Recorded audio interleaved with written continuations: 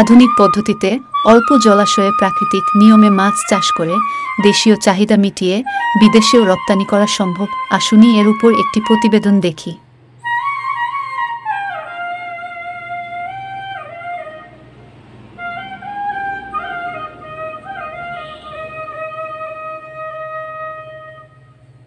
আমি 2014 সাল থেকে মাছ চাষ শুরু করি এই পুকুর দিয়ে। তো আমি আমার আরও অন্য ব্যবসার কাজে আমি দেশের বাইরে যাই।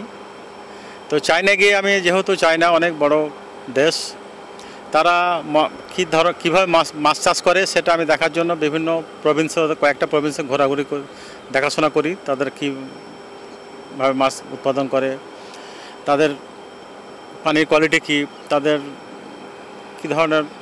কী ধরনের মাছ চাষ হয়, এটা নিয়ে আমি সাংহাইতে আমাকে নিয়ে যাই। সাংহাইতে গিয়ে আমি আমার যে IPRS সেটা আমি দেখে আমি খুবই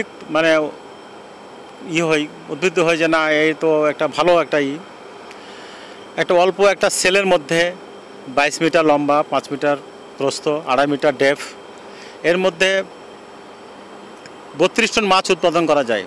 দেখার পর এটা আমেরিকার প্রযুক্তি, চায়নাতে এই 2012 সালে বা 14 সালে ওনারা নিয়ে আসছে।